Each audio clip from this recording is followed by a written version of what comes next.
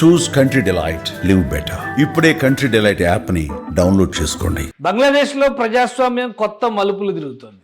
షేక్ హసీనాని ప్రధాని పీఠ నుంచి తరిమేసిన తర్వాత ప్రధాన సలహాదారుగా మహమ్మద్ యూనస్ ఆధ్వర్యంలో ఏర్పడినటువంటి టెంపరీ గవర్నమెంట్ కొత్త విచిత్రమైన నిర్ణయాలు తీసుకుంటూ వార్తల్లోకి ఎక్కుతుంది. ఇప్పుడు తాజాగా బంగ్లాదేశ్ సుప్రీంకోర్టు కూడా రికార్డులకు ఎక్కింది. బంగ్లా విమోచన ఉద్యమం, ముక్తి బాహిని పేరిట బంగ్లాదేశ్ ఆవిర్భావానికి మూల కారణమైనటువంటి స్వాతంత్రోద్యమాన్ని కించపరిచే సంఘటన ఇప్పుడు బంగ్లాదేశ్లో జరిగింది.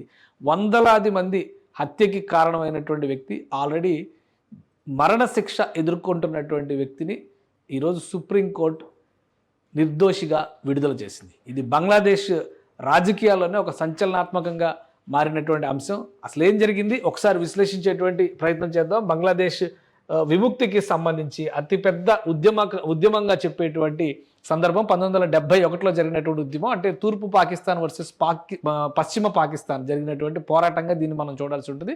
తూర్పు పాకిస్తానే నేటి బంగ్లాదేశ్. 1971లో జరిగినటువంటి ఈ ఉద్యమంలో ఆల్మోస్ట్ 1256 మందిని చంపి 13 మందిని రేప్ చేసినటువంటి ఒక దుర్మార్గుడికి ఆల్రెడీ మరణశిక్షని సుప్రీంకోర్టు డిసైడ్ చేసింది. 2012లో ఇతను అరెస్ట్ అయ్యాడు. అప్పటి నుంచి ఈ కేసు ట్రాక్ అవుతా ఉంది. ఈరోజు తాజాగా సుప్రీంకోర్టు తీసుకున్నటువంటి నిర్ణయం, అతన్ని జమాతే ఇస్లామీ లీడర్ అజరుల్, ఇతను పేరు 1971 వార్ క్రైమ్ కేసెస్లో ప్రధానమైనటువంటి ముద్దాయి. దీనికి సంబంధించినటువంటి సమాచారం ఇప్పుడు ప్రపంచవ్యాప్తంగా కూడా మీడియాలో ఒక సంచలనంగా మారినటువంటి అంశం. Bangladesh supreme court acquits Islamist leader on death row. So అతనికి ఒక విముక్తి లభించింది. అజరుల్ ఇస్లాం had been in custody since 2012 and was sentenced to death 2 years later on charges of murder, rape and genocide during the independence struggle. The verdict had been upheld in 2019, but following a fresh appeal filed in February this year, the bench led by Bangladesh Chief Justice Syed Rafat Ahmad acquitted him. So అతన్ని నిర్దోషిగా తేల్చేసింది Bangladesh supreme court. దీంతో ఇతను బయటకు వచ్చేటువంటి అవకాశం, చాలా ఫ్రీగా బయటకు వచ్చేస్తారనేటువంటిది. అసలు కేసు ఏంటి ఒకసారి అది కూడా విశ్లేషించేటువంటి ప్రయత్నం చేద్దాం. Court has overturned the conviction of ATM Azharul Islam, a senior leader of Jamaat e Islami party who had been on death row since 2014 for alleged war crimes committed during the country's 1971 liberation war. The acquittal announced on Tuesday 27 ఈ మే. ఇక ఈరోజు announcement జరిగింది. దానికి సంబంధించినటువంటి ఇతర details మనం చూస్తే కనుక అసలు ఏం జరిగింది అనే దానిపైన కూడా కొన్ని వివరాలు ఇచ్చారు. మొత్తం మీద దీనికి సంబంధించి అవామీ లీగ్ ఇప్పుడు పాకిస్తాన్ ఎలా అయితే ఆ సందర్భంలో ఆ సందర్భంలో అంటే 1971లో జరిగినటువంటి యుద్ధ సమయంలో పాకిస్తాన్ ఆర్మీగా చెప్పినటువంటి, పాకిస్తాన్కి అనుకూలంగా జరిగినటువంటి పోరాటాల్లో కూడా ఇతను కీలకమైన పాత్ర పోషించినట్టుగా చెప్తున్నారు. ఇప్పుడు అవామీ లీగ్ బంగ్లాదేశ్లో కీలకమైనటువంటి పార్టీ, షేక్ హసీనాకు చెందినటువంటి పార్టీ. ప్రస్తుతం ఈ పార్టీ నిషేధాన్ని ఎదుర్కొంటుంది.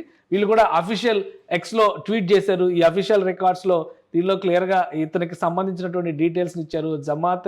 Jamaat to hold mass sit near CA office on February 25 demanding ATM Azhar's release.